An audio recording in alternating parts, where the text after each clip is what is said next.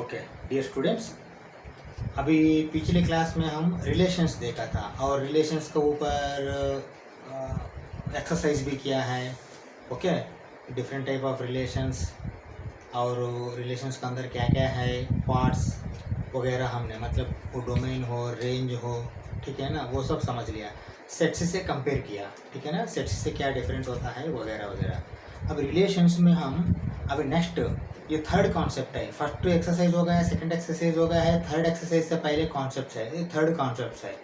तो ये third concept में रिलेशंस मतलब अभी फंक्शंस में जाएंगे हम। फंक्शंस ही है, फंक्शन क्या होता है एक बार देखते हैं, ठीक है ना। तो मैंने आपको रिलेशन समझाने के टाइम में भी आपको एक दिया था, इनपुट आउटपुट समझिए। ऐसा समझा तो ही आपको समझ में आएगा डोमेन और रेंज, क्योंकि ट्रिग्नोमेट्री में फिर आप इनपुट आउटपुट ही लेना है। ऐसा अप्रॉक्सीमेटली वो मीनिंग ऐसा आता है, एग्जैक्टली क्या है डेफिनेशन के हिसाब से समझाएंगे, लेकिन दिमाग में यही रहना है कि डोमेन रेंज, डोमेन में कुछ डाल दिया तो रेंज में कुछ आएगा, मतलब इसका वो आउटपुट होगा, ऐसा कुछ समझना पड़ेगा। तो हम पिछले क्लास में मतलब रिलेशंस का क्लास में मैंने ऐसा बोला था आपको कि y=x+1 के बारे में कुछ बोला था मैंने। मतलब x का कुछ वैल्यू दिया था मैंने 1, 2, 3 और y=x+1 बोला था, और दोनों के बीच में रिलेशन निकाला था मैंने ऐसा करके, ठीक है ना। तो यहाँ 1, 2, 3 डालने का, और x में पहले 1 डालेंगे, 1 + 1 2 आ जाएगा, x में फिर दोबारा 2 डालेंगे, 2 + 1 3 आ जाएगा, x में फिर 3 डालेगा तो यहाँ 4 आ जाएगा। आने के बाद फिर इसको एक एक को रिलेशन हमने बनाया था, ठीक है ना। ये रिलेशन था, अभी फंक्शंस में आया नहीं। हम आपको एक बार फिर रिकैप कर रहा हूँ मैंने, हम पिछले क्लास में क्या पढ़ लिया था, क्या है बोल के, ठीक है ना। तो अभी आएंगे फंक्शंस में, ठीक है ना। फंक्शंस में आने के बाद फंक्शंस के बारे में पढ़ने के लिए पहले हमको रिलेशंस मालूम पड़ना। रिलेशंस मालूम पड़ता है तो ही फंक्शन समझ में आएगा। अगर रिलेशंस मालूम नहीं है तो सीधा सा सीधा फंक्शन आपको समझ में नहीं आएगा, ठीक है। तो अभी आते हैं फंक्शंस में। फंक्शन भी रिलेशन ही है। अब मैं इतना बोलने के बाद फिर आपको फंक्शन के पास आ गया। फंक्शन भी एक रिलेशन ही है, ठीक है। अभी हम वापस जाते हैं, फिर हम बेसिक क्लास में जाते हैं। बेसिक क्लास में मैंने क्या बोला था, नेचुरल नंबर बोला था, होल नंबर बोला था, इंटीजर्स बोला था, रेशनल नंबर बोला था, रियल नंबर बोला था। अभी फिर वापस गया तो फिर नेचुरल नंबर तक वापस गया तो नेचुरल नंबर क्या है, रियल नंबर है। होल नंबर क्या है, रियल नंबर है। इंटीजर्स क्या है, रियल नंबर है। रेशनल नंबर क्या है, रियल नंबर है। या नहीं तो ऐसा बोल सकते हैं कि ये जो नेचुरल नंबर है रियल नंबर का सबसेट है। बस ऐसा ही हर एक रिलेशन फंक्शन नहीं हो सकता, लेकिन हर एक फंक्शन रिलेशन हो सकता है। मतलब अगर रिलेशन ही नहीं है तो फंक्शन नहीं है। समझ में आया है ना। तो ऐसा बोल सकते हैं कि मोटा मोटी फंक्शन रिलेशन का सबसेट है। जो भी रिलेशन बनाते हैं हर एक फंक्शन नहीं होता, लेकिन हर एक फंक्शन रिलेशन जरूर होता है। मतलब ऐसा बोल सकते हैं कि फंक्शन इज, देखिए ये आपको सिलेबस में नहीं है मैं जो बोल रहा हूँ, लेकिन आप समझने के लिए, कॉन्सेप्ट दिमाग में घुसने के लिए मैं ऐसा बोल रहा हूँ। देखिए मैंने यहाँ फंक्शन लिख दिया, अभी मैं इसको सिंबल कुछ नहीं दिया, ठीक है। हम एज पर एनसीईआरटी ही जाएंगे पूरा सिंबल्स, लेकिन आपको फंक्शन क्या है दिमाग में घुसाना भी ये मेरा ड्यूटी है। फंक्शन ऐसा बोल सकते हैं कि सबसेट ऑफ रिलेशन, ठीक है ना। तो हर एक फंक्शन रिलेशन होता है, लेकिन हर एक रिलेशन फंक्शन नहीं होता। इससे क्या मतलब होता है, फंक्शन सबसेट हुआ तो रिलेशन सुपरसेट होगा। बस ऐसा थोड़ा समझने के लिए ये ले लीजिए, ये नोट मत कर लो, लेकिन आपको समझने के लिए मैंने बोला। अभी वापस आते हैं फंक्शन में। फंक्शन का डेफिनेशन ऐसा बोलता है, function is a special type of relation. Function is a special type of relation every element in set ए। अभी ये क्या है, ये सेट ए है, ये सेट बी है, ओके। ये और बी के बीच में रिलेशन था ना, और ये और बी के बीच में फंक्शन भी होगा। देखिए अभी फंक्शन रिलेशन से सबसेट है बोल के हमने अनऑफिशियली डिक्लेयर कर लिया। अनऑफिशियली मैं बोल रहा हूँ, अनऑफिशियली हमने डिक्लेयर कर लिया कि फंक्शन रिलेशन का सबसेट है। तो ऑटोमेटिकली जब रिलेशन हो रहा हो तो फंक्शन भी हो रहा होगा ना, अगर कुछ फंक्शन रहा तो। हाँ, किस किस का फंक्शन होता है अब एक बार समझिए। Function is a special type of relation every element in set A. Should have only one image in set B, यही फंक्शन होता है, ठीक है ना। तो मतलब ये होता है, देखिए ये फंक्शन में एलिमेंट ये है, यहाँ दो जो है ना, दो का रिलेशन हो गया है, मतलब every element in A should have only one image, only one image. और इसको आप दिमाग में घुसने के लिए ऐसा लिख लीजिए, सिंगल आउटपुट। मैंने पहले ही बोला था आपको, ये इनपुट और आउटपुट ऐसा समझ लिया तो दिमाग में आपको ये जल्दी पकड़ में आ जाएगा ये सब्जेक्ट बोल के। तो डोमेन, ये साइड तो डोमेन ही हो गया ना, अगर रिलेशन है तो डोमेन हो गया, रिलेशन नहीं रहा, यहाँ कुछ है, मैंने 5 लिख दिया, टेम्पररी लिख दिया आपके लिए खाली समझने के लिए। 5 तो रिलेशन में नहीं है, तो डोमेन में 5 नहीं आएगा, डोमेन में 1 2 3 आएगा, ठीक है। तो डोमेन में जो भी है उनके लिए एक ही रिलेशन, आउटपुट एक ही आना चाहिए बस, ठीक है ना। Every element in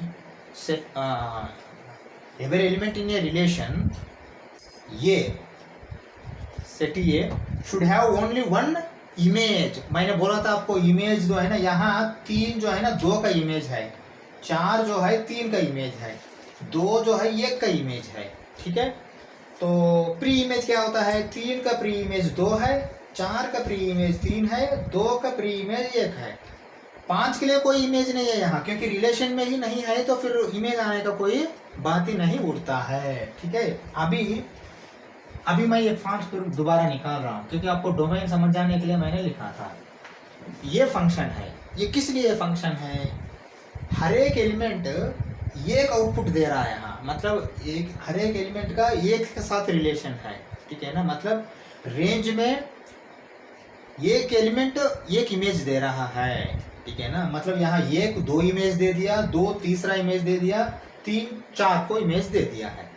every element in set ये नॉन एम्प्टी सेट है, और मोटा मोटी ये नॉन एम्प्टी सेट से ही रिलेशन होता है, ये तो मालूम है आपको, नॉन एम्प्टी सेट से ही आपको फंक्शन जो होता है, क्योंकि फंक्शन इज सबसेट बोल के हमने टेम्पररी हम ले लिया। तो हर एक एलिमेंट यहाँ से एंगेज होना, मतलब रिलेशन भी वही है ना, रिलेशन में हर एक एलिमेंट रहा तो ही वो रिलेशन में आता है, नहीं तो रिलेशन में नहीं आता। जो रिलेशन में अगर यहाँ 5 रहा तो भी रिलेशन जब लिखते हो तो वो 5 नहीं लेंगे आपने, क्योंकि डोमेन में नहीं है ना वो, ठीक है। ऐसा ही हर एक element in set A should have only and one image, एक ही इमेज होना चाहिए। यहाँ से अगर एक ही इमेज रहा तो उसको हम बोलते हैं फंक्शन, ऐसा वाले को ही फंक्शन बोलते हैं। तो आपको अभी समझ में आया होगा। तो फिर फंक्शन कौन सा नहीं होता है, सब रिलेशन फंक्शन होता है क्या, नहीं होता है। ये फंक्शन है मैंने बताया, ठीक है ना। जो फंक्शन नहीं होता है मैं वो भी लिखता हूँ, आपको समझ में आएगा, दोनों को जैसा देखते ही समझ में आएगा। इधर देखिए, इसको मैंने लिख दिया फंक्शन, ठीक है। हाँ, अभी मैं यहाँ लिख रहा हूँ, देखिए ये एक बार समझिए, ये 3 है 4 है, लेकिन यहाँ 5 6 7 है। 3 से 5 को भी है रिलेशन, 6 को भी है, तो 4 से 1 को है। ये फंक्शन है क्या, ये रिलेशन तो जरूर है, क्योंकि यहाँ से जो भी है ना रिलेशन गया है, यही रिलेशन का सिंबल है बीच में, लेकिन ये फंक्शन नहीं है, नॉट ये फंक्शन, नॉट ये फंक्शन। किस लिए फंक्शन नहीं है, बिकॉज 3 इज हैविंग 2 इमेजेस। समझ में आया, मैंने आपको बताया था, यहाँ शायद फिर मैंने दोबारा फिर डाल दिया, काट दिया। सिंगल आउटपुट, ये ध्यान में रख लीजिए, यहाँ सिंगल आउटपुट है। देखिए, एक इनपुट दे दिया तो सिंगल आउटपुट आया, 2 आया, 2 को फिर 3 आया, 3 को 4 आया, लेकिन यहाँ 3 दिया तो कितना आउटपुट आया है, 2 आउटपुट आया है, 5 और 6। देखिए, आउटपुट आपको एक साधारण भाषा है, मैं आपको समझाने के लिए बोल रहा हूँ, लेकिन आप आउटपुट मत बोलिए। Here element 3 is having 2 images, ये करेक्ट टर्मिनोलॉजी है, लेकिन करेक्ट टर्मिनोलॉजी जाने के पहले सादा भाषा में बोलना पड़ता ना, आप लोगों को समझाने के लिए मैंने, ठीक है। Element 3 is having 2 images, that is why this is not a function but this is a relation. ये रिलेशन है। देखिए, 3 से 5 को 6 को गया है, ये मतलब नहीं होता कि ये रिलेशन नहीं है, ये रिलेशन बिल्कुल है। But every relation is not a function, but every function is a relation. समझ में आया है ना, इसलिए मैं बोलता हूँ कि function is subset of relation, ठीक है। तो ये नॉट फंक्शन है। फिर और क्या नॉट फंक्शन है वो भी मैं लिखता हूँ, देखिए आप, देखिए ये भी नॉट फंक्शन है, मैंने ऐसा लाइन मार दिया, ये साइड फंक्शन वाला, ये साइड नॉट फंक्शन वाला, दो दो चार डाल दिया तो बस दिमाग में आपको घुस जाएगा इसका कॉन्सेप्ट, और कुछ नहीं है ऐसा, ठीक है ना। नॉट फंक्शन लिखना है ना, मैं दिखा रहा हूँ, देखिए 1 है, 2 है, 3 है, 4 है, 5 है, ठीक है। तो मैं ऐसा करता हूँ, 1 से 4 को गया, 2 से 5 को गया, ये भी फंक्शन नहीं है। किस लिए? यहाँ देखिए 3 के लिए कोई इमेज ही नहीं है यहाँ। Every element in A should have one image, ठीक है ना। ए और बी, अगर ये बी लिया तो ये भी है, पी क्यू लिया तो पी क्यू है, आर एस लिया तो आर एस है, ये to B, P to Q, R to S, बस वही है और कुछ नहीं। देखिए ये रिलेशन है, ये फंक्शन है, किस लिए मैंने बताया, every element in set A is having only one image in set B। मतलब ये रेंज है, ये डोमेन है, डोमेन में एक रहना, और ये डोमेन में एक रहना अभी मैंने नहीं बोला अभी आपको। यहाँ से आपको एक इमेज आना चाहिए, मतलब रेंज में एक ही एलिमेंट का कनेक्शन होना चाहिए यहाँ से, ठीक है ना। ये हो गया फंक्शन, लेकिन यहाँ आ जाइए, यहाँ रेंज में 2 आ गया, एक ही डोमेन को 2 रेंज आ गया है, मतलब one element is having 2 images, that is why this is not a function. Here each element is having 1 image, that is why this is a function. Here one element is not having a relation, that is why, and not having relation बोलने के बिना ऐसा बोलिए, one element is not having image। देखिए अगर relation ही नहीं होता, image का बात ही नहीं आता, मैंने बार बार वही बोल रहा हूँ। Element 3 is not having image, that is why this is also not a function, ठीक है ना। तो फिर फंक्शन वाला को और एक डायग्राम डालता हूं, आप देखिए ना कैसा होता है।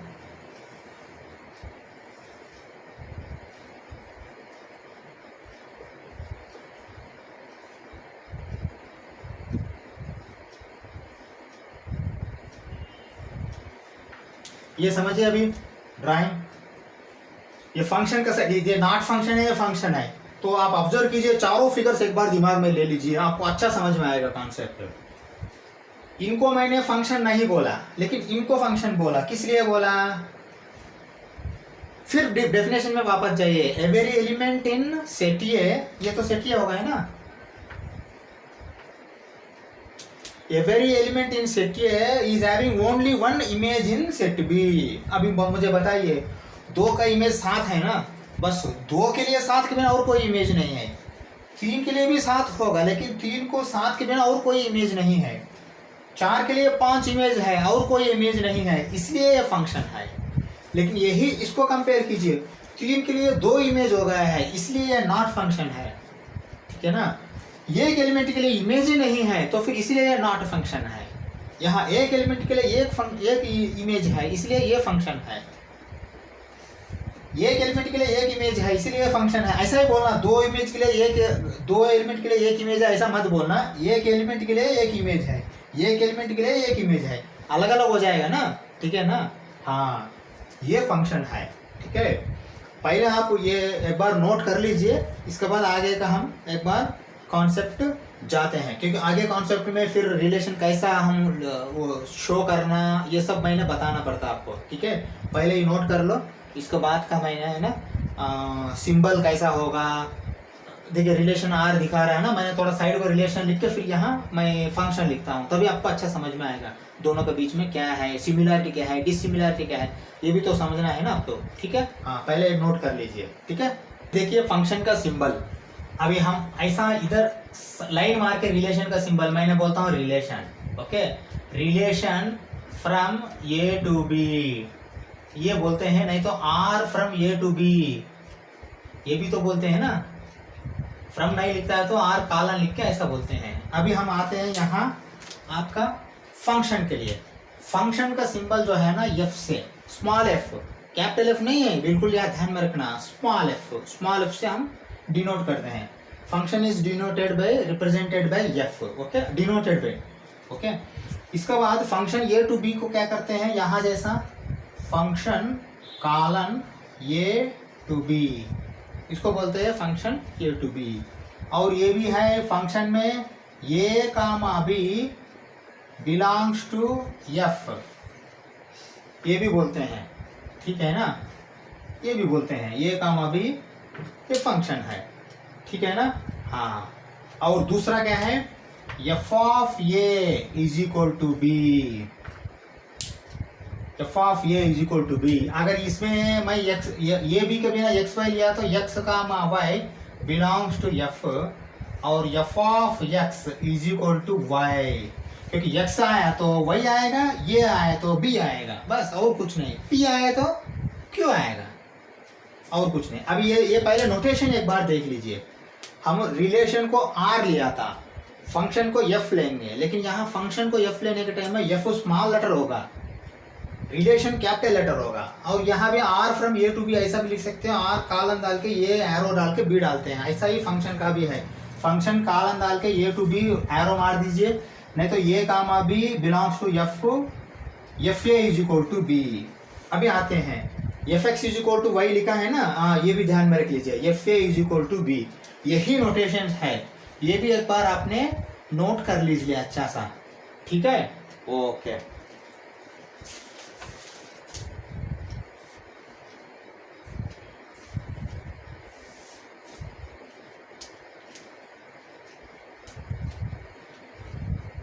ओके, अगर यहाँ तक कॉन्सेप्ट समझ में आया तो थोड़ा real valued function, real function बोल के है, वो दो एक बार समझ के फिर हम फंक्शंस में कुछ ग्राफ्स भी है, तो एक एक फंक्शन को एक्सप्लेन करने के टाइम में ग्राफ डाल के एक्सप्लेन करना है, तो मैं वो डालूंगा। पहले हम रियल वैल्यूड फंक्शन क्या होता है, रियल फंक्शन क्या होता है एक बार देखते हैं, ठीक है, ओके।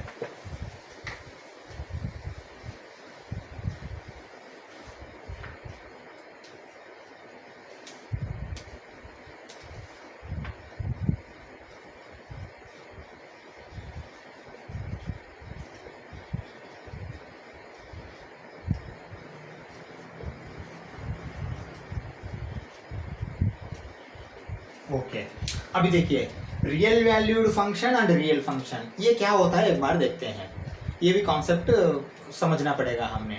तो मैं ऑलरेडी बता चुका हूँ कि function is nothing but a relation, but special relation है, क्योंकि यहाँ से वहाँ हर एक रिलेशन हो सकता है रिलेशंस में, लेकिन यहाँ रिलेशन फंक्शन होने के लिए हर एक एलिमेंट के लिए एक इमेज होना चाहिए, ये एक कंडीशन है। और यहाँ डोमेन में कोई भी एलिमेंट बचना नहीं चाहिए, that means every element should have at least should have one image, every element should have one image in B, every element from A should have one image in B, ये एक condition है। मतलब यहाँ अगर कोई किसी को इमेज नहीं है वो फंक्शन नहीं होगा, और एक ही एलिमेंट के लिए दो इमेज रहा तो भी वो फंक्शन नहीं होगा, इसलिए function is a special relation. हाँ, अभी हम बोलते हैं रियल फंक्शन और रियल वैल्यूड फंक्शन क्या होता है। देखिए, जब अगर फंक्शन भी रिलेशन होता है तो रिलेशन जैसा यहाँ भी डोमेन होगा और रेंज होगा, ये तो बिल्कुल होगा ना। हाँ, लिखता हूँ मैंने, डोमेन होगा, रेंज भी होगा, ठीक है ना। हाँ बिल्कुल, हाँ। किसका रेंज रियल नंबर का अगर सबसेट है,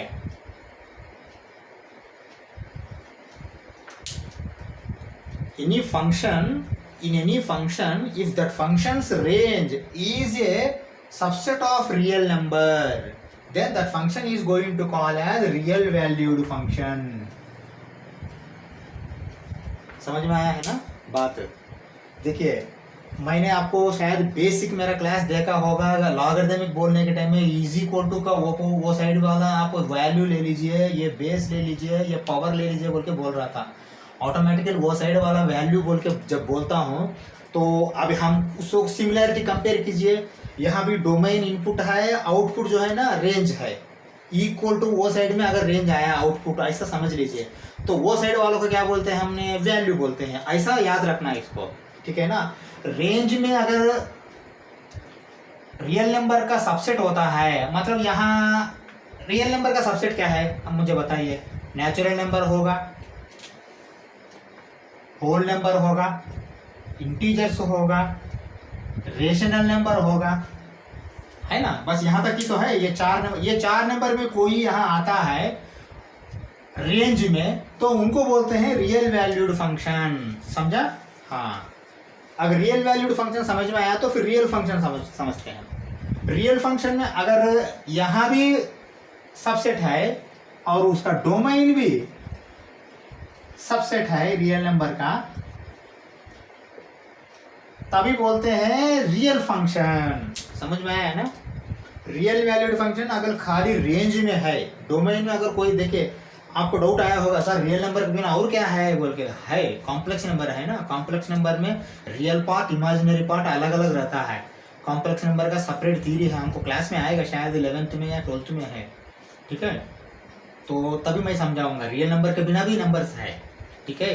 तो इनपुट में डोमेन में आप कुछ भी दे सकते हो, लेकिन आउटपुट में अगर रियल नंबर का सबसेट आता है उनको बोलते हैं हमने रियल वैल्यूड फंक्शन। डोमेन में भी रियल नंबर का सबसेट है, रेंज में भी रियल नंबर का सबसेट है, तो तभी बोलेंगे रियल फंक्शन। मतलब रियल फंक्शन मतलब क्या है, उनका डोमेन भी रियल नंबर है, रेंज भी रियल नंबर है।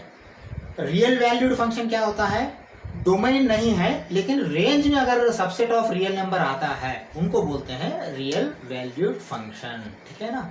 अभी हम क्या करते हैं, एक एक फंक्शन का है ना ग्राफ्स है कुछ डाल के उसका एक्सप्लेनेशन हम कर लेते हैं, ठीक है। हाँ, ग्राफ्स के बाद ही फिर हम वो जाएंगे आगे एक्सरसाइज को, ठीक है। ओके, ये देखिए ये आइडेंटिटी फंक्शन है। आइडेंटिटी फंक्शन का ग्राफ कैसा आया मैं फिर दोबारा समझा दूंगा, क्योंकि अभी देखिए ये तो ग्राफ है आपको समझ में आता है। ये ब्लू वाला लाइन थोड़ा देर के लिए भूल जाइए, कैसा हम ड्रा करेंगे फिर दोबारा बोलता हूँ। मैंने एक्स एक्सिस है, वाई एक्सिस है, वर्टिकल रहता है। मेरा बेसिक्स वीडियो देखा होंगे आपने, 7 वीडियोस मैंने बोला, बार बार बोल रहा हूँ, वो प्लीज़ वो वॉच कीजिए, क्योंकि वो बेसिक्स मैंने ग्राफ्स भी मैंने उसमें समझाया है, ठीक है। तो आपको आगे दिक्कत नहीं आना बोल के।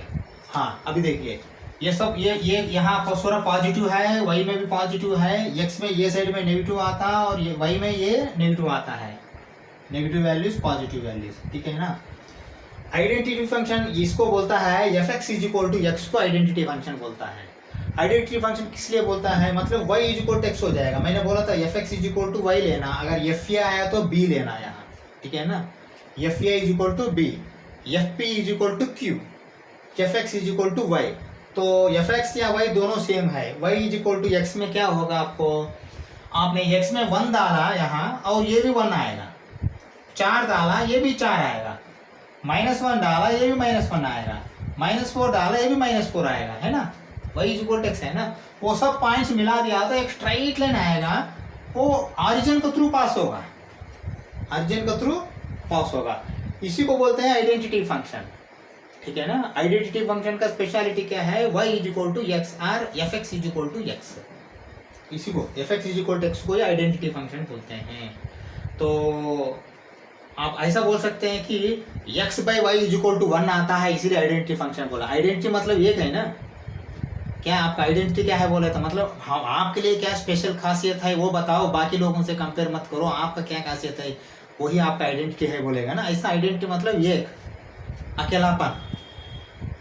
तो ऐसा अगर समझते हो तो x बाई वाई या y बाई x दोनों डालो आपको 1 आएगा, क्योंकि दोनों सेम है। तो यही है, आप x माइनस डालो 4 डालो -4 आएगा, -2 डालो -2 आएगा, 1 डालो 1 आएगा, 3 डालो 3 आएगा। ये ग्राफ जो है ना ऑरिजिन का थ्रू पास होगा, 0 डालो तो 0 आएगा, ऑरिजिन का थ्रू पास हो जाएगा, सीधा जाएगा ये, ठीक है ना। बेसिक में मैं अच्छा एक्स वाई कैसा टेबल बना के डालना ये सब मैंने समझा, इसलिए please watch my basic videos, मैं बार बार बोल रहा हूँ, ठीक है ना। ये आइडेंटिटी फंक्शन है, ये आइडेंटिटी फंक्शन है, अभी समझ में आया। इसका डोमेन और रेंज क्या है, डोमेन भी आपको सेम रियल नंबर है। देखिए यहाँ रियल नंबर बोल देते हैं सीधा सीधा साफ साफ, क्यों अननेसेसरी फिर इसमें घुसना है हमने। इंटीजर, इंटीजर भी तो है, ये इंटीजर ही है, लेकिन रियल नंबर बोल देंगे। रियल नंबर में रेशनल नंबर भी आएगा ना, इसलिए देखिए यहाँ domain is equal to R, range is equal to R, या नहीं तो बिलोंग्स टू डाल दो, आपका मर्जी कैसा डालना है, ठीक है ना।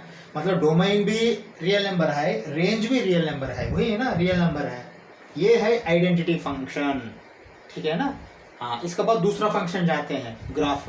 ग्राफ से ही समझा रहा हूँ मैंने एक एक फंक्शन, यही तो फंक्शन है, F X is equal to X ही तो फंक्शन है। यहाँ आप कुछ भी डालो वो आएगा फंक्शन, ठीक है ना। ठीक है, चलो मैं ऐसा लिखता हूँ एक्स और Y, R is equal to F X, ठीक है। तो अब यहाँ 0 डाल दिया तो यहाँ 0 आएगा, 1 डाला 1 आएगा, -2 डाला -2 आएगा, 5 डाला 5 आएगा, ठीक है ना। यही आइडेंटिटी फंक्शन है, ठीक है ना। क्या डाल रहे हैं एफ एक्स में, Y is equal to F X मतलब X is equal to Y हो गया है, यहाँ 0 आए तो 0 ही आएगा। यही है ये इसका खासियत आइडेंटिटी फंक्शन का। नेक्स्ट फंक्शन जाते हैं हम, ठीक है। कांस्टेंट फंक्शन एक बार देखिए, एक्स वाई ऑर्डिनेट्स तो आपको मालूम है ग्राफ कैसा आया है, लेकिन ये मैं बताता हूँ कैसा आया है। यहाँ देखिए फंक्शन क्या दिया है, F X is equal to 2, यहाँ 2 क्या है, कांस्टेंट है। एफ एक्स को क्या बोलते हैं हमने, वाई भी बोलते हैं, वाई इज इक्वल टू 2, मतलब एक्स में जो भी वैल्यू दे दो वो वाई इज इक्वल टू 2 आएगा। अभी ये मुझे ये बताइए, यहाँ वाई इज इक्वल टू 2 में एक्स से कोई लेना देना है क्या? एक्स में कुछ भी डालो लेकिन वाई तो कांस्टेंट हो गया वहाँ, मतलब एक्स से मतलब ही नहीं है यहाँ। ऐसा फंक्शन को बोलते हैं कांस्टेंट फंक्शन। आप x में -2 डालो y में 2 ही आएगा, x में 3 डालो -2 ही आएगा, 0 डालो 2 ही आएगा, समझा। और ये x एक्सिस का पैरेलल जाता है y में, अगर y इज इक्वल टू 5 रहा तो 5 के पास जाएगा ये लाइन, 2 रहा तो 2 के पास जाएगा ये लाइन, ठीक है ना। इसी को बोलते हैं कांस्टेंट फंक्शन। समझ में आया है ना बात ये? हाँ, फंक्शन किस लिए हो गया सर? क्या सर आप ग्राफ दिखा के फंक्शन बोल रहे, तो भाई साहब यही तो फंक्शन है यहाँ। F X is equal to 2 ये फंक्शन है, एफ आया है ना, एफ ही फंक्शन है यहाँ। एफ एक्स को हम वाई डालते हैं, समझ में आया बात? हाँ, एफ एक्स को वाई डालना अब आप धीरे धीरे ले लीजिए। एफ एक्स को वाई डालते हैं, एफ ए को बी डालते हैं, समझ में आया है ना। एफ ए बोला तो भी फंक्शन है, एफ एक्स बोला तो भी फंक्शन है, एफ पी बोला तो भी फंक्शन है। उसका वैल्यू क्या जाएगा, एफ ए डाला तो बी आएगा, एफ एक्स डाला तो वाई आएगा, एफ पी डाला तो क्यू आएगा, और कुछ नहीं है, ठीक है। तो वाई में मुझे ये बताइए, एक्स में आप 0 डालो 2 डालो कुछ भी डालो, लेकिन यहाँ तो 2 कांस्टेंट हो गया है ना, तो इसलिए स्ट्राइट लाइन जाएगा ये, ठीक है। इसको बोलते हैं कांस्टेंट फंक्शन।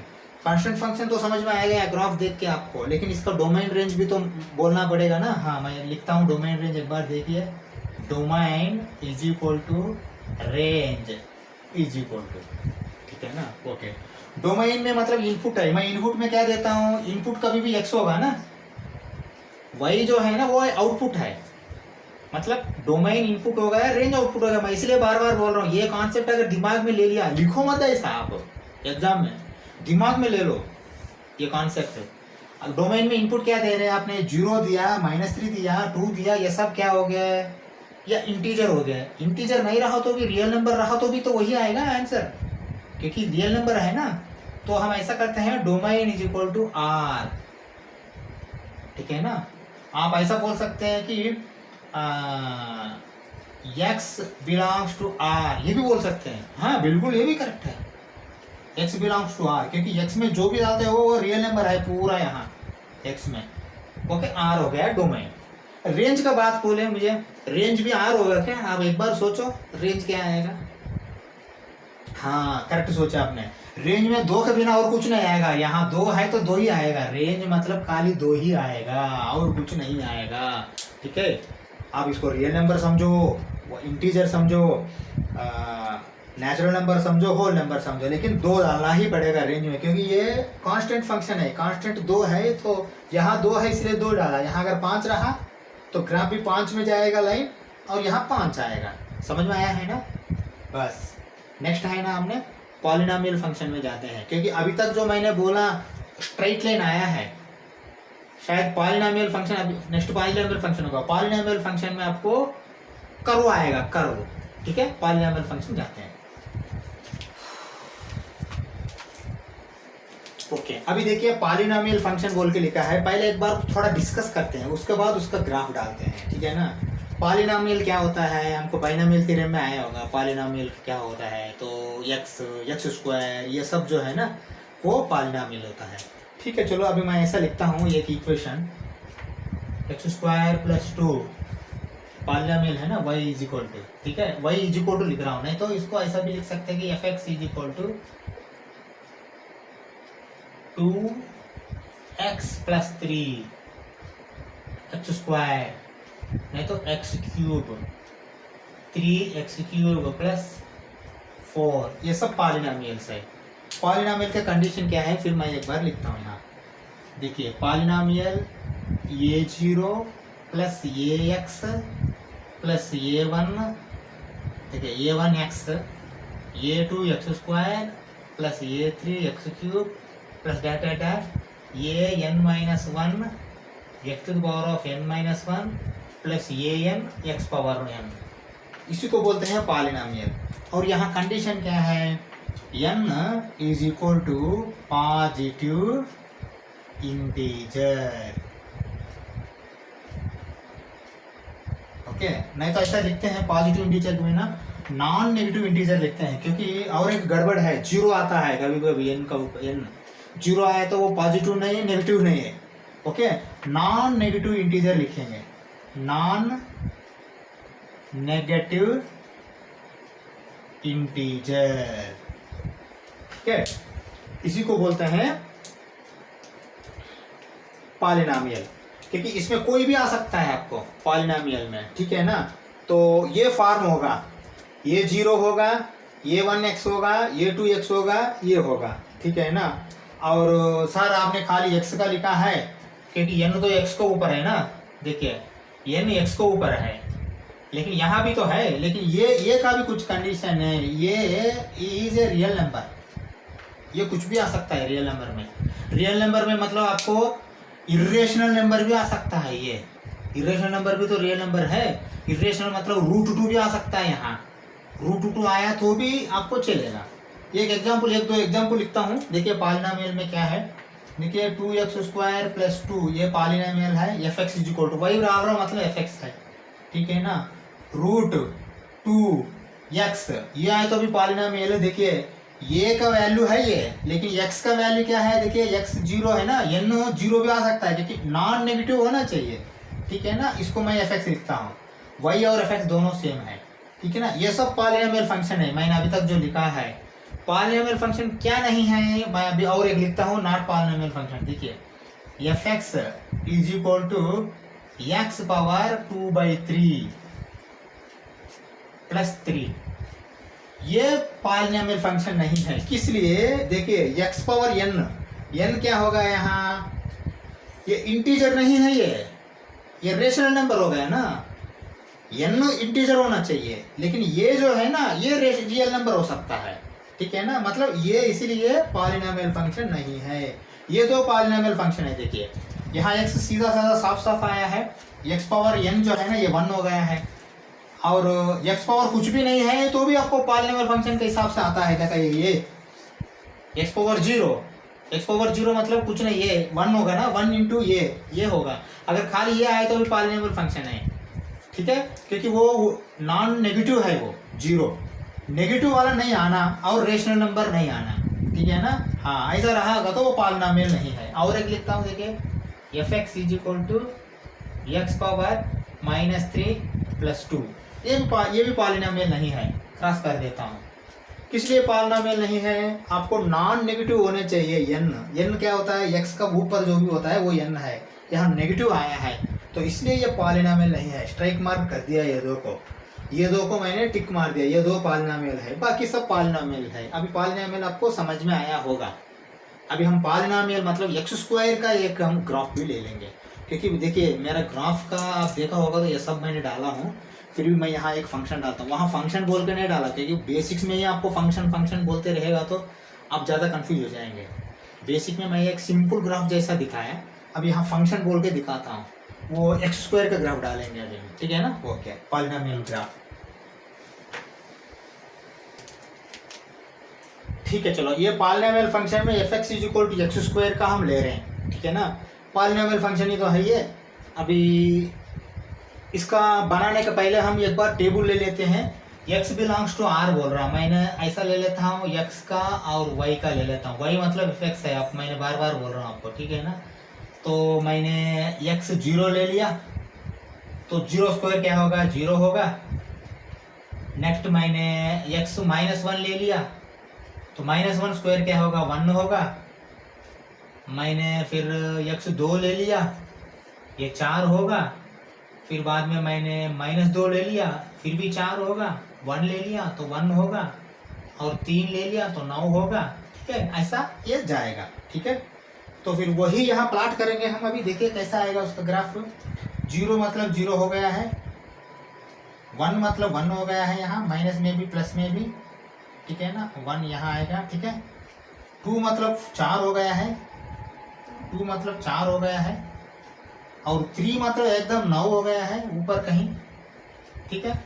हाँ, सब इसको अभी मिला दो यार। ग्राफ कैसा जा रहा है देखिए आप एक बार, ठीक है ना। ये पैराबोला जैसा लग रहा है ना, इसको मैंने पैराबोला बोला था बेसिक में, ठीक है। ग्राफ देखो कैसा जा रहा है। हाँ, इसको बोलते हैं पॉलिनोमियल फंक्शन, और पॉलिनोमियल फंक्शन का ग्राफ ये, ठीक है। ये ग्राफ ऐसा आएगा, ग्राफ तो समझ में आया होगा आपको, क्योंकि ये टेबल डाल दिया तो ऑटोमेटिकली ये ग्राफ आप भी ड्रा कर पाएंगे, इसमें कोई बड़ा बात नहीं है, सर बोल के बोलेंगे। थोड़ा फंक्शन के बारे में मैं बताता हूँ एक बार। ये फंक्शन में देखिए, ये फंक्शन में डोमेन और रेंज क्या क्या आता है एक बार देखेंगे। डोमेन और रेंज, डोमेन भी आर है ना यहाँ, देखिए रियल नंबर भी तो है, और कुछ चेंज होगा क्या यहाँ, ठीक है। और रेंज भी क्या होगा, रेंज भी आ रही है, और कोई चेंज होगा क्या, हाँ चेंज नहीं होगा ना, ठीक है। डोमेन भी वही है और रेंज भी वही है, ठीक है। डोमेन भी रियल नंबर है, रेंज भी रियल नंबर है, ठीक है। और कोई दूसरा नंबर आएगा क्या, नहीं आएगा ना। हाँ, यही है इसका पॉलिनोमियल फंक्शन का ग्राफ है। नेक्स्ट हम दूसरा फंक्शन में जाते हैं, ठीक है, ओके।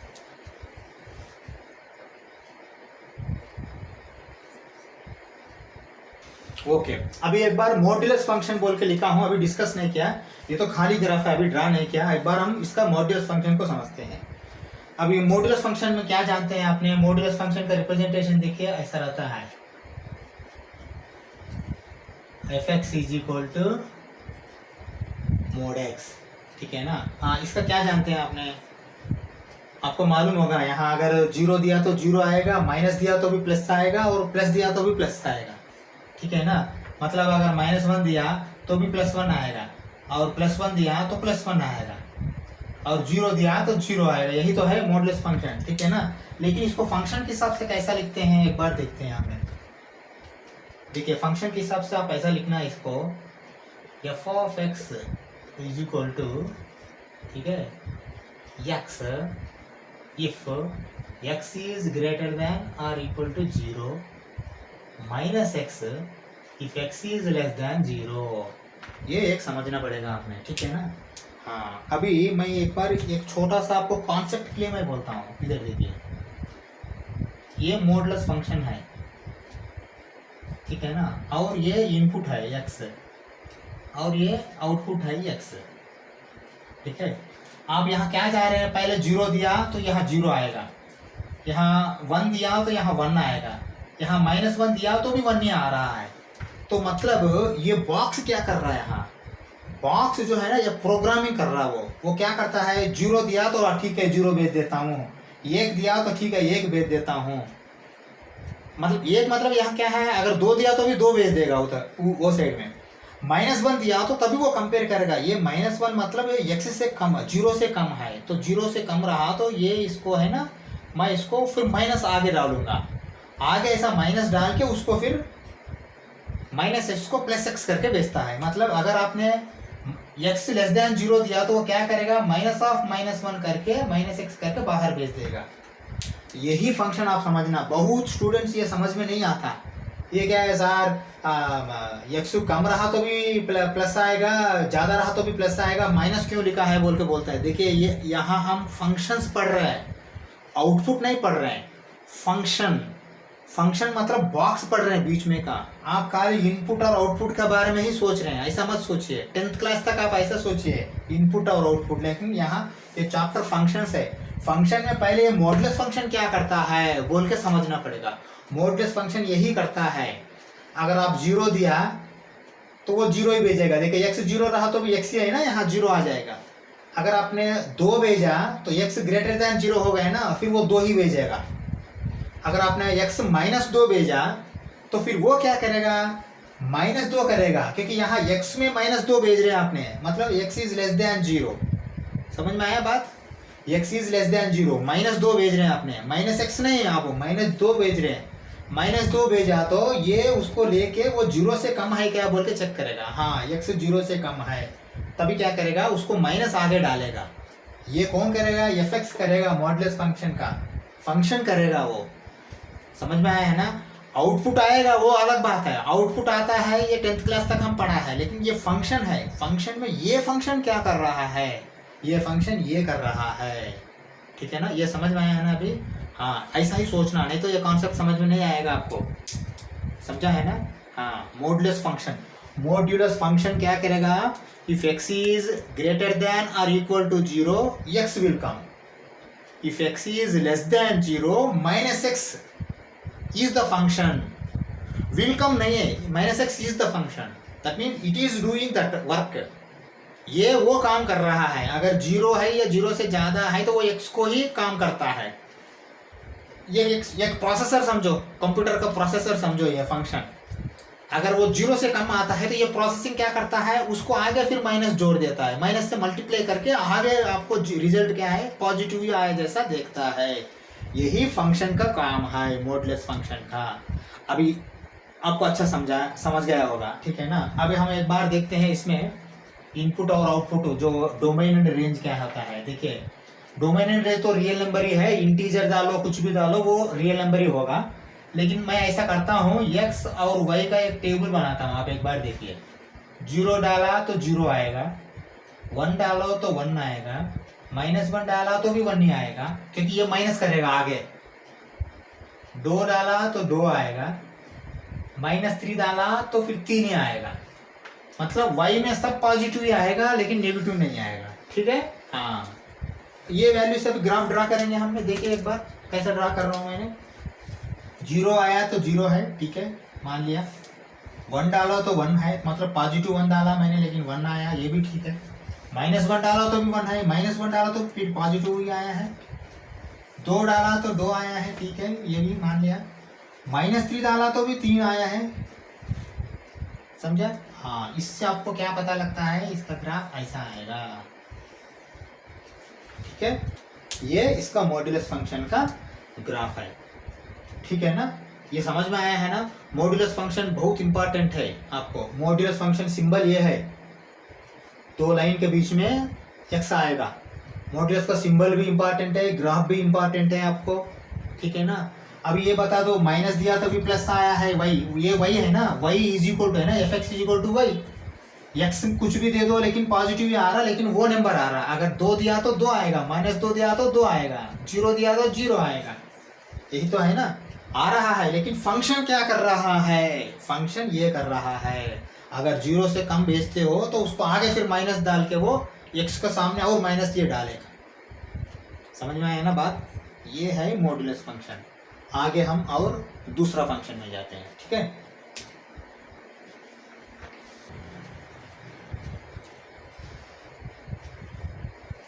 ओके, अभी नेक्स्ट ले लीजिए, सिग्नम फंक्शन ले लीजिए। सिग्नम फंक्शन, ये ग्राफ डालने के पहले एक बार हम समझते हैं सिग्नम फंक्शन क्या होता है, उसके बाद फिर ग्राफ डालेंगे इसका। ठीक है ना। हाँ, एक बार समझिए, मैं आपको सिंगलटन सेट बोल के बोला था सेट्स में, तो ऐसा सिमिलरिटी लीजिए। सिंगलटन सेट में क्या होता था, सिंगलटन सेट में खाली एक ही सेट होता था, मतलब ये इज इक्वल टू ये, नहीं तो ये इज इक्वल टू 1, ऐसा कुछ आता है। वो जो भी है, आप ये ले लो, बी ले लो, 6 ले लो, 7 ले लो, लेकिन एक ही एलिमेंट जब रहता है उनको बोलते थे सिंगलटन सेट। ऐसा इसको कंपेयर कीजिए, यहाँ नंबर कुछ भी आ सकता है, लेकिन एक एलिमेंट होना, मतलब नंबर ऑफ एलिमेंट्स इन ये कहना चाहिए। तो इसको अब सिमिलरिटी ले लेंगे, एक सिमिलरिटी ले लेंगे, एग्जैक्टली ये नहीं है। तो देखिए, कभी भी कॉन्सेप्ट समझने के लिए किसी से कंपेयर करते हैं, कोई भी आपका टीचर हो, लेक्चरर हो, तो ये ऐसा ही मैं कंपेयर कर रहा हूँ सिंगलटन सेट से सिग्नम फंक्शन को। ठीक है ना। सिग्नम फंक्शन का पहले मैंने फंक्शन लिखता हूँ। देखिए, fx इज इक्वल टू, ठीक है ना, तो मैं ऐसा लिखता हूँ 0, if x is equal to 0, -1, x is less than 0, 1, x is greater than 0। किसी को बोलते हैं सिग्नम फंक्शन। मतलब F X is equal to मतलब क्या होता है, वाई इज इक्वल टू है ना, ऑटोमेटिकली एफ एक्स को ही वाई बोलते हैं हमने। पहले ये अच्छा समझिए मैं क्या लिखा हूँ। मतलब सिग्नम फंक्शन में x का वैल्यू अगर 0 डाल दिया तो सीधा 0 आएगा। मॉड्यूलस में भी वही आता था ना। हाँ, और x 0 से कम डालते हो तो -1 आएगा। -1 आएगा मतलब -1 ये करेगा, ये ध्यान में रख लीजिए, ठीक है। हाँ, ये सिग्नम फंक्शन करेगा, उसको -1 करेगा। x से कोई बड़ा है, सॉरी 0 से कोई बड़ा x इनपुट देते हो, x इनपुट है ना, x इनपुट है, y आउटपुट है फंक्शन में, वही तो है, ठीक है ना। तो 0 से बड़ा नंबर आप डालते हो तो वो खाली 1 दे देगा।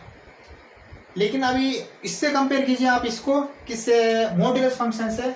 मॉड्यूलस फंक्शन क्या होता था, अगर 0 दिया तो 0 आता था, ये तो ठीक है अगर x 0, लेकिन अगर x is greater than 0 x आता था, और x इज लेस देन 0 तो -x करता था, -x करके उसको बाहर तो पॉजिटिव देता था, लेकिन अलग बात है। लेकिन यहाँ x है, यहाँ 1 है, ये समझो आपने बात। हाँ, यही है इसका और इसका बीच में, ये तो सिग्नम फंक्शन है, ये मॉड्यूलस फंक्शन है। मॉड्यूलस फंक्शन में अगर आपने -2 डाला तो आपको 2 आएगा, लेकिन यहाँ -2 दिया तो भी एक -1 ही आएगा। समझ में आया? क्योंकि -2 इज लेस देन 0, तो लेकिन ये सिग्नम फंक्शन क्या करेगा, output result y is equal to ये -1 करेगा सिग्नम फंक्शन। लेकिन यदि मॉड्यूलस फंक्शन में गया तो -2 दिया तो वो -2 को माइनस डाल के 2 करेगा, लेकिन यहाँ -1 आ रहा है, यहाँ 2 आ रहा है। फर्स्ट पॉइंट क्या है, ये एक डिफरेंस है। मॉड्यूलस फंक्शन में पॉजिटिव आएगा, लेकिन नेगेटिव नहीं आएगा। आउटपुट बोल रहा हूं मैंने, आउटपुट मॉड्यूलस फंक्शन में ऑलवेज पॉजिटिव आएगा, नहीं तो 0 आएगा। सिग्नम फंक्शन में ऐसा नहीं है, नेगेटिव भी आएगा, पॉजिटिव भी आएगा, 0 भी आएगा। यहाँ भी 0 आएगा, पॉजिटिव आएगा, 0 आएगा, लेकिन नेगेटिव नहीं आएगा। किसमें, मॉड्यूलस में। सिग्नम फंक्शन में 0 आएगा, पॉजिटिव आएगा, नेगेटिव आएगा, लेकिन पॉजिटिव नेगेटिव में खाली एक ही डिजिट आएगा। यहाँ पॉजिटिव में 1 रहेगा, नहीं तो नेगेटिव में 1 रहेगा। यही डिफरेंस है सिग्नम फंक्शन का उसका। ये सिग्नम फंक्शन मैंने बताया था, सिंगलटन सेट से कंपेयर करो, मतलब ये 1 आएगा, -1 हो या +1 हो, नहीं तो 0 हो, बस ये 3 के बिना और कुछ नहीं आएगा, ठीक है ना। हाँ, अब इसका ग्राफ डालने के पहले हम एक बार है ना डोमेन एंड रेंज देखते हैं। डोमेन रेंज देखने के बाद फिर हम ग्राफ डालते हैं, ठीक है। एक बार डोमेन डालते हैं, डोमेन R, कुछ भी डाल सकते हैं आपने डोमेन, इसको कुछ भी, रियल नंबर में इंटीजर डालो, होल नंबर डालो, रेशनल नंबर डालो, इरेशनल नंबर डालो, कुछ भी डाल सकते हो डोमेन में, ठीक है। तो फिर रेंज क्या होगा, रेंज भी रियल नंबर होगा क्या, नहीं होगा। आप देखिए, रेंज इज इक्वल टू -1 0 1, बस ये 3 के बिना और कुछ नहीं आएगा रेंज में। यही इसका खासियत है सिग्नम फंक्शन का, ठीक है ना। लेकिन यदि आपने वहां गया तो क्या आएगा आपको, ऑल पॉजिटिव रियल नंबर्स आएंगे। कहाँ, मॉड्यूलस फंक्शन में। मैंने शायद भूल गया मॉड्यूलस फंक्शन लिखने में। मॉड्यूलस फंक्शन में जो रेंज है वहाँ रियल नंबर ऐसा बोल के मत लिखना, वो पॉजिटिव इंटीजर्स बोल के लिखना, क्योंकि आपको वो साइड में या 0 आएगा, नहीं तो 1 2 3 जैसा आएगा, ठीक है ना। हाँ, मतलब पॉजिटिव रियल नंबर आएगा, ऐसा नहीं है positive integer, positive real number आएगा वहाँ सब, ठीक है ना। हाँ, लेकिन यहाँ देखिए आपको -1 भी है, 0 भी है, 1 भी है, ठीक है ना। अभी इसमें जाते हैं इसका ग्राफ के लिए। अब ग्राफ भी आप देखिए मैं कैसा ड्रा कर रहा हूँ, ठीक है। अब मैं ऐसा ले लेता हूँ इसका, देखिए ये दो, ठीक है। x है, y है, x डैश है, y डैश है, ठीक है ना। हाँ, अभी देखिए ये क्या होगा, अगर 0 दिया तो 0 आएगा ना, 0 आएगा इक्वल टू, तो 0 में मैंने क्लोज कर रहा हूँ इसका एक बबल, और मैं ऐसा लेता हूँ 1 2 3 तक ही ले लेता हूँ बस, और कुछ ज़्यादा देने की ज़रूरत नहीं इसमें, क्योंकि ये आता है खाली 1 तक ही है ना। तो -1 -2 -3, ठीक है। हाँ, अभी देखिए 1 में आपको 1 आया है, सॉरी 0 में 0 आया है। अगर x इज ग्रेटर देन 0 होगा तो क्या होगा, वो 1 नहीं आएगा, ठीक है। ओके, चलो अभी मैं ऐसा करता हूँ, ये तो ऐसा ले लेता हूँ, ठीक है, हाँ ऐसा ले लेता हूँ। समझ में आया है ना किस लिए लिया मैंने? मतलब x अगर ग्रेटर देन 0, कितना ये जो एरो देता है कहाँ तक भी जा सकते हो अपने, कितना भी डालो लेकिन वो 1 नहीं आएगा। ये 1 के ऊपर ही डाला हूँ मैंने, देखिए 1 स्ट्राइट उतना ही आएगा, ठीक है ना। फिर वापस आके 0 डाल दिया तो ऑटोमेटिकली 0 आएगा, वो इक्वल टू, इसलिए मैंने क्लोज कर दिया। ये क्लोज इंटरवल है, ये ओपन इंटरवल है, ठीक है ना। यहाँ ओपन, यहाँ क्लोज नहीं करना। अगर यदि आप 0 से कम डाला तो माइनस आएगा, 1 के पास जाएगा। यही इसका ग्राफ है, ये अच्छा समझ लीजिए। 0 में बबुल क्लोज कर दो, +1 में वो बबुल ओपन करना और एरो देना straight parallel to X axis. -1 में बबुल ओपन रखो, ओपन इंटरवल है, और ये सीधा डालना। यहाँ देखिए एक बार, वो समझ में आएगा आपको। अच्छा, कहाँ इक्वल टू रहा तो आपको क्लोज इंटरवल है, ग्रेटर देन और लेस देन डाला तो ओपन इंटरवल है, इसलिए ओपन इंटरवल मैंने दोनों जगह आपको ओपन डाल दिया। बबुल ये बीच में का बबुल ओपन डाल दिया। आप अच्छा देखा होगा आपने, ये ओपन है, ठीक है ना। बबुल मैंने आप लोगों को अच्छा समझाया मैंने ये सेट्स में, ठीक है ना। हाँ, और दोनों जगह +1 -1 में ही, -1 का ऐसा जाएगा, +1 का ऐसा जाएगा, क्योंकि आप कितना भी माइनस में नंबर दे दो ये ऐसा ही जाएगा ग्राफ, और यहाँ पॉजिटिव में कितना भी नंबर दे दो ऐसा ही जाएगा। इसलिए मैंने एरो दे दिया दोनों साइड, कंटिन्यूस कितना भी, इन्फिनिटी। यदि 0 देता है तो 0 क्लोज इंटरवल है, इसलिए 0 में आपने ये क्लोज करना है। समझ में आया? ये हो गया आपका सिग्नम फंक्शन, और डोमेन रेंज भी मैंने बताया। और एक फंक्शन है ग्रेटेस्ट इंटीजर फंक्शन, वो एक हम, ठीक है, एक बार देखते हैं ग्रेटेस्ट इंटीजर फंक्शन क्या होता है। ग्रेटेस्ट इंटीजर फंक्शन का सिंबल क्या होता है, एक बार हम देखते हैं। देखिए, हम थोड़ा लोअर क्लासेस में लिस्ट एलसीएम देखा है, और जीसीएफ या एचसीएम भी देखा है। मतलब बोलने के लिए एलसीएम लीस्ट कॉमन मल्टीपल है, लेकिन वो नंबर बड़ा होता है।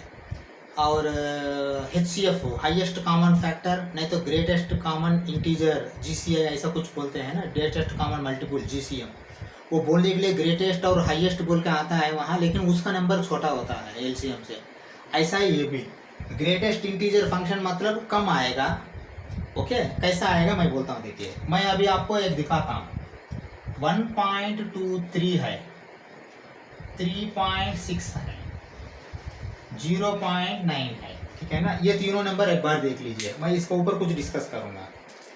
अगर ये नंबर देते हैं तो ग्रेटेस्ट इंटीजर फंक्शन में, इसमें इंटीजर क्या है मुझे पहले बताइए। इंटीजर तो आपको मालूम होगा, जेड जो इंटीजर है ये फेयर फिगर आएगा, और वो फ्रैक्शन नहीं आएगा। या -1 होगा, नहीं तो 0 होगा, या 1 होगा, 2 होगा, नहीं तो -3 होगा, -2 होगा। बस ऐसा ही एकदम फेयर फिगर आना। वो 0 आ सकता है, लेकिन -3 आ सकता है, +3 आ सकता है। इसको बोलते हैं इंटीजर। अब ये इंटीजर है क्या? इंटीजर नहीं है, लेकिन इसको स्प्लिट कर सकते हैं हमने। इसको स्प्लिट करके क्या बोल सकते हैं हमने? 1 + 0.23 बोल सकते हैं ना। तो स्प्लिट करने के बाद क्या बचता है आपको? इंटीजर 1 बचता है। तो वही ग्रेटेस्ट इंटीजर, अगर 1.23 दिया तो अपने खाली 1 लेना है, ठीक है ना। 3.6 दिया तो क्या लेंगे आपने? 3 लेंगे। यदि 0.9 दिया तो 0 लेंगे, क्योंकि लिस्ट है ना। जो देखिए, इसमें इंटीजर तो 0 हो गया है ना। 1 आने तक इंटीजर 0 ही है। यहाँ आप देखा होगा इंटीजर्स का, 0 के बाद 1 है, 1 के बाद 2 है। अगर 1 और 2 के बीच में आया तो इंटीजर तो एक ही होगा। 2 आया तो ही तो 2 होगा वो इंटीजर। तो 0.9 का 0 लेंगे। अब मुझे ये बता दीजिए, -3.6 इसको क्या लेंगे आपने? आप अच्छा सोचिए, अच्छा सोच के बताइए मुझे। -3.6, और मैं यहाँ लिखता हूँ,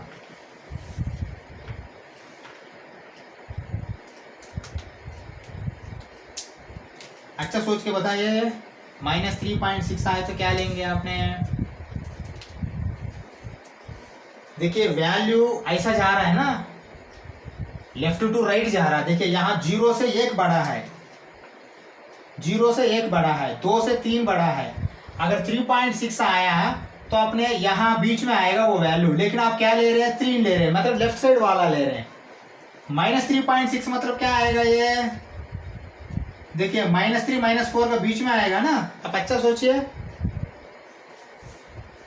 -3.6 मतलब -3 और इसके बीच में आएगा, यहाँ नहीं आएगा, यहाँ -2.6 आएगा, यहाँ -3.6 आएगा। तो अब क्या लेना है, अब यहाँ -4 लेना है, लेफ्ट साइड वाला लेना है, क्योंकि कम वैल्यू लेना है। ग्रेटेस्ट इंटीजर -4 होगा, -3 नहीं होगा। ये बिल्कुल ध्यान में रख लीजिए, ये नहीं तो ये गड़बड़ करेंगे आपने, ठीक है।